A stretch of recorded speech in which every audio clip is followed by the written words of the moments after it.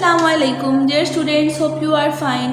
Here we are learning science of class 3 and it's on page 26.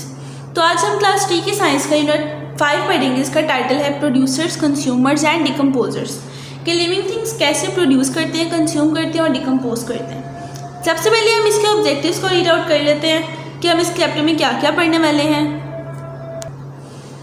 तो इस chapter में हम लोग पढ़ने वाले हैं कि जो प्लांट्स और एनिमल्स हैं वो एक दूसरे के ऊपर कैसे डिपेंड करते हैं फूड के लिए और सर्वाइवल के लिए. उसके बाद प्रोड्यूसर्स और कंज्यूमर्स का रिलेशनशिप पढ़ेंगे. फिर प्रोड्यूसर्स, कंज्यूमर्स एंड डिकम्पोजर्स के टर्म्स पढ़ेंगे. उसके बाद ये कि डिफरेंट एनिमल्स जो हैं मतलब उनकी डिफरेंट डाइट्स हैं, वो एक दूसरे से बिल्कुल डिफरेंट खाना खाते हैं. हर एनिमल एक जैसा फूड नहीं कंटेन कर सकता. उसके बाद क्या कि एनिमल्स मतलब जो उनके टीथ होते हैं वो पर्टिकुलर फूड अपना पर्टिकुलर फूड खाते हैं और वो कैसे खाते हैं मतलब उनके दांतों की जो शेप होती है उनको कैसे हेल्प करती है इसमें. और सबसे लास्ट में क्या कि प्रोड्यूसर और कंज्यूमर्स का रिलेशनशिप बताएंगे फूड चेन के थ्रू. तो हम रीडिंग स्टार्ट करते हैं. Every living thing requires food to survive. So food is a main source of energy. हर जानदार को ज़िंदा रहने के लिए फूड की ज़रूरत है, खाने की ज़रूरत है. तो फूड क्या है? मेन सोर्स है एनर्जी का. विदाउट फूड कोई भी लिविंग थिंग सर्वाइव नहीं कर सकता. ठीक है, चाहे वो प्लांट्स हैं, चाहे एनिमल्स हैं, चाहे ह्यूमन बींग्स हैं. विदाउट फूड कोई भी लिविंग थिंग सर्वाइव नहीं कर सकता. दैट्स वाई फूड को एनर्जी की मेन सोर्स कहा जाता है. Plants produce their own food by the process called photosynthesis.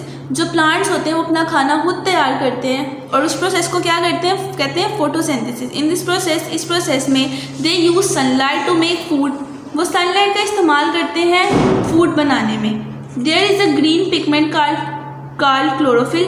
उसमें ग्रीन पिगमेंट टाइप कोई चीज़ होती है जिसको हम क्लोरोफिल कहते हैं, which is mostly found in leaves. जो कि ज़्यादातर सिर्फ लीव्स में ही पाई जाती है. Chlorophyll traps energy from sunlight. Chlorophyll क्या करता है? एनर्जी को ट्रैप करता है सनलाइट की मदद से या फिर सनलाइट से. This energy is then use to make sugar, glucose from water inside the plant and carbon dioxide in the air. तो ये एनर्जी क्या करती है? शुगर बनाती है. मतलब जो पौधे के अंदर जो पानी होता है उसमें क्या करती है? शुगर बनाती है और कार्बन डाइऑक्साइड बनाती है हवा के अंदर. That's why plants are known as producers. इसी वजह से प्लांट्स को प्रोड्यूसर्स कहा जाता है क्योंकि वो प्रोड्यूस करते हैं. The food in turn gives the energy to them. और बदले में क्या होता है? वो जो फूड होता है उनको एनर्जी प्रोवाइड करते हैं. This energy is transfer to animals and humans that eat plants. तो यही जो एनर्जी होती है आगे से एनिमल्स में जाती है और ह्यूमन्स में जाती है जैसे जैसे वो उन प्लांट्स को खाते हैं. Each time an animal is eaten, its energy is passed on to the animal that eats it. तो हर दफ़ा क्या होता है? सबको ही पता है कि जो शेर वगैरह होते हैं वो छोटे छोटे जानवरों का शिकार करके खाते हैं. तो क्या होता है जब वो दूसरे जानवरों का शिकार करके खाते हैं तो उनके अंदर उस जानवर की एनर्जी आ जाती है. ठीक है, हैंस इन दिस वे. तो इसी तरह इसी वे में living things are linked together by what they eat and make a food chain. तो इसी तरह क्या होता है जो लिविंग थिंग्स है वो एक दूसरे से उनका लिंक है बहुत हैवी वाला, मतलब बहुत गहरा ताल्लुक है इनका एक दूसरे से क्योंकि मिल के आपस में क्या बनाते हैं? एक फूड चेन बना लेते हैं. A food chain shows different levels of energy as energy decreases. तो ये फूड चेन क्या होता है? डिफरेंट लेवल्स बनाती है एनर्जी के. जैसे जैसे एनर्जी डिक्रीज होती है at each level from producers to consumers in the food chain. What will happen if there is no sunlight. वो पूछ रहे हैं कि क्या होता कि अगर हमारी दुनिया में सनलाइट होती ही ना, अगर सनलाइट ना होती तो क्या होता? उन्होंने एक क्वेश्चन किया. Next, consumers. Unlike plants, humans and animals can not prepare their own food. Plants की तरह जो ह्यूमन्स होते हैं मतलब इंसान और जो एनिमल्स होते हैं वो अपना खाना खुद तैयार नहीं करते. They depend on plants and other animals for their food. वो क्या है? वो प्लांट्स पे डिपेंड करते हैं या फिर एनिमल्स पे डिपेंड करते हैं अपना खाना मतलब अपने खाने के लिए. हम क्या करते हैं? हम गाय का गोश्त खाते हैं, बकरी का गोश्त खाते हैं, चिकन खाते हैं. तो हम एनिमल्स ही खाते हैं ना. और प्लांट्स क्या? फ्रूट्स, वेजिटेबल्स, ये सारी चीज़ें हमें प्लांट्स देते हैं. तो जो ह्यूमन्स हैं वो अपना खाना खुद तैयार नहीं करते. वो अपना खाने के लिए एनिमल्स और प्लांट्स पे डिपेंड करते हैं. सो दे आर कॉल्ड कंज्यूमर्स. इसीलिए इनको क्या कहा जाता है? कंज्यूमर्स कहा जाता है. अब तक हमने बात की है प्लांट्स की. प्लांट्स हैं प्रोड्यूसर्स और कंज्यूमर्स क्या है? Humans. Consumers are further divided into consumers को 3 मतलब हिस्सों में डिवाइड किया गया है, हर्बीवर्स, कार्निवर्स एंड ओमनिवर्स। तो हम इनको डिटेल में पढ़ते हैं। Herbivores are the first type of consumers. Herbivores क्या है? कंज्यूमर्स की फर्स्ट टाइप है। They eats plants. तो ये क्या करते हैं? ये प्लांट्स खाते हैं। These include sheep, cows, deer etcetera. इसमें क्या क्या शामिल है? शीप मतलब भेड़ बकरियाँ, cows, deer etcetera. Herbivores have strong incisors for tearing leaves. और जो हर्बीवर्स होते हैं उनके बहुत स्ट्रॉन्ग इंसाइजर्स होते हैं, मतलब उनके आगे वाले दांत जो होते हैं वो बहुत स्ट्रॉन्ग होते हैं कि वो किसी भी पत्ते को मतलब तोड़ सकते हैं। They have strong and flat molars that are, इनकी जो होती हैं इनको बहुत स्ट्रॉन्ग और बिल्कुल फ्लैट दाढ़ें होती हैं। That are made for grinding leaves. तो ये क्या होती हैं? ये पत्तों को पीसने के लिए यूज़ होती हैं। हाउ एवर ताहम देयर के 9 टीथ एंड आइदर मिसिंग और टू स्मॉल। इनके जो मतलब इनके जो सामने वाले 4 दांतों के आगे वाले जो दांत होते हैं उनको कैनाइन टीथ बोलते हैं। मिसिंग होते हैं, ज़्यादातर मिसिंग होते हैं, मतलब इनके होते ही नहीं है, या हो भी तो बहुत छोटे से होते हैं। ये हमने हर्बीवर्स के बारे में बात किया। आगे आ गया carnivores. Carnivores are the second type of consumers. Carnivores क्या है? कंज्यूमर्स की सेकंड टाइप्स हैं।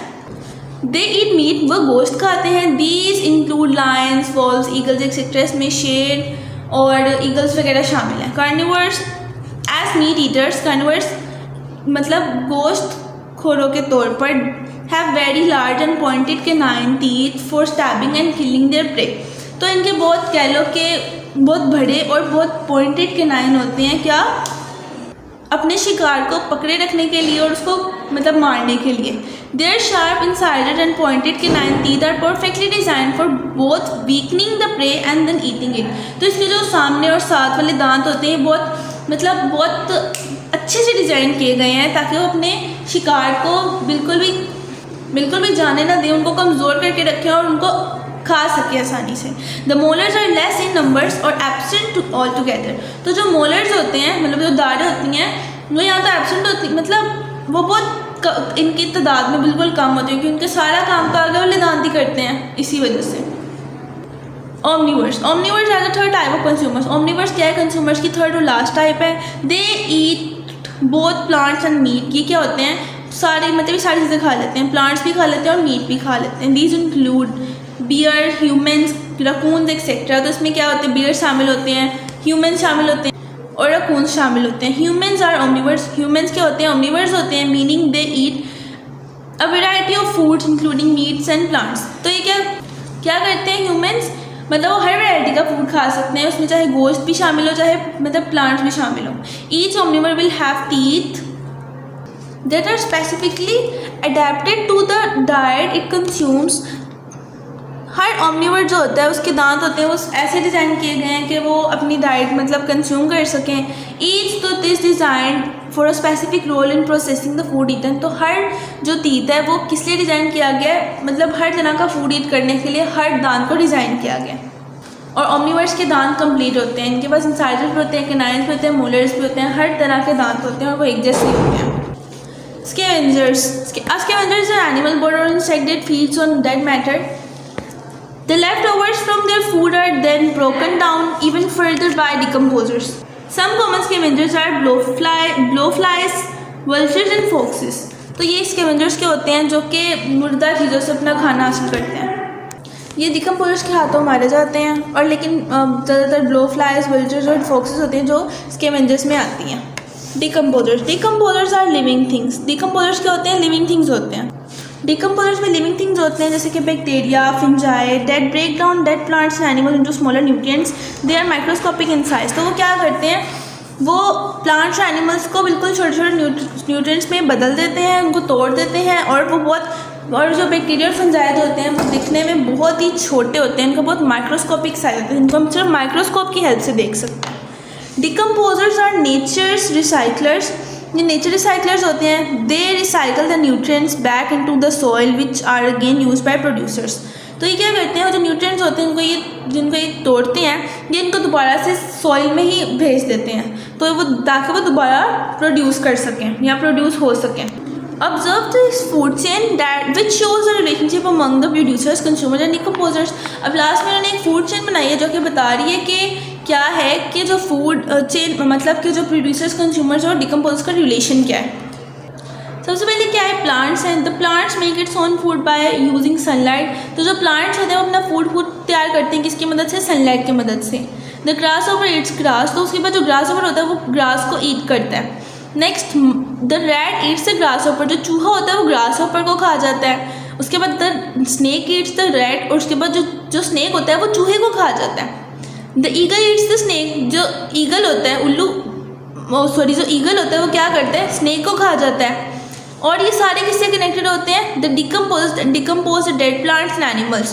तो जो डिकम्पोज होते हैं वो क्या करते हैं, डिकम्पोज करते हैं डेड प्लांट्स और एनिमल्स को। तो ये था हमारा चैप्टर नंबर 5 क्लास 3 का। होप सो बच्चों आपको ये समझ आया। अपना ख्याल रखिएगा। अल्लाह हाफ़िज़।